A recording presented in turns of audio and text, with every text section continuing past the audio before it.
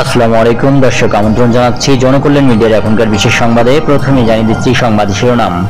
নবম pay scale বাস্তবায়ন ও এর পূর্বে 50% মহার্ঘ ভাতার দাবি জানিয়েছেন সরকারি কর্মচারীরা।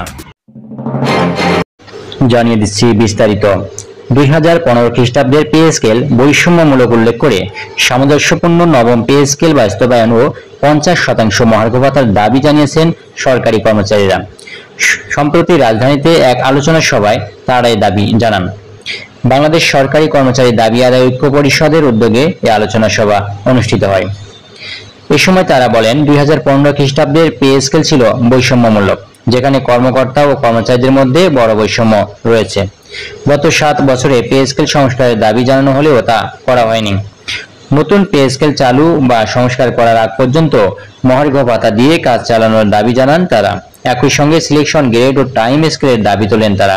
এ দাবি না মানলে জাতীয় প্রেস ক্লাবে গণজমায়েতেরও হুঁশিয়ারি দেন। এর আগেও কর্মচারীরা নবম পে স্কেল বাস্তবায়ন ও 50% মহার্ঘ ভাতা সহ 7 দফা দাবি জানিয়েছিলেন। কর্মচারীদের দাবির মধ্যে রয়েছিল বৈষম্যমূলক নবম পে স্কেল বাস্তবায়নের জন্য পে কমিশন গঠন ও পে স্কেল বাস্তবায়নের আগ পর্যন্ত অন্তর্বর্তীকালীন সময়ের জন্য 50% মহার্ঘ ভাতা চলতি মাস থেকেই কার্যকর করতে হবে। যেসব কর্মচারী মূল বেতনের শেষ ধাপে উন্নীত হয়েছে তাদের বার্ষিক বেতন বৃদ্ধি নিয়মিত করতে হবে। বেতন স্কেলের বৈষম্য নিরসনের জন্য 10 ধাপে বেতন স্কেল নির্ধারণ সহ পে কমিশনে কর্মচারী প্রতিনিধি রাখতে হবে।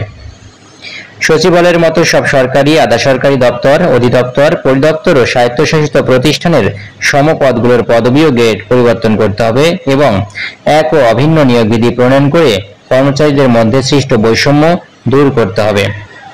2015 খ্রিস্টাব্দের পে স্কেলের গেজেটে প্রত্যাহারকৃত 3টি টাইম স্কেল, সিলেকশন গ্রেড পুনর্বহাল ও সব স্বায়ত্তশাসিত প্রতিষ্ঠানে গ্র্যাচুইটির পাশাপাশি পেনশন প্রবর্তন সহ বিদ্যমান গ্র্যাচুইটি আনুতোষিকের হার 90% স্থলে 100% নির্ধারণ ও পেনশন গ্র্যাচুইটি 1 টাকার সমান 500 টাকা নির্ধারণ করতে হবে। বাজার মূল্যের লাগামহীন ঊর্ধ্বগতি ও জীবনযাত্রার ব্যয় বৃদ্ধি এবং মূল্যস্ফীতি বৃদ্ধির বিষয় বিবেচনা করে প্রদেয় সব ভাতা পুনর্নির্ধারণ করা, 11 থেকে 20 গ্রেডের রেশন ব্যবস্থা প্রবর্তন করা ও সরকার থেকে গৃহহীন সুবিধা সহজ করতে হবে।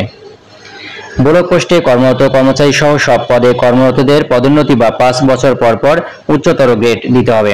এছাড়াও টেকনিক্যাল কাজে নিয়োজিত কর্মচারীদের টেকনিক্যাল পদমর্যাদা দিতে হবে। উন্নয়ন প্রকল্প থেকে রাজস্ব খাতে স্থানান্তরিত পদের পদধারীদের প্রকল্পের চাকরিকাল গণনা করে টাইম স্কেল ও সিলেকশন গ্রেড দেওয়ার অবকাশ নেই বলে অর্থ মন্ত্রণালয় থেকে জারি করা বৈষম্যমূলক আদেশ ও আউটসোর্সিং পদ্ধতিতে কর্মচারী নিয়োগ প্রক্রিয়া বাতিল করতে হবে।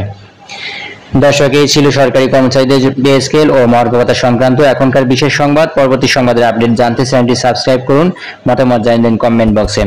এতক্ষণ সঙ্গে থাকার জন্য সবাইকে অসংখ্য ধন্যবাদ।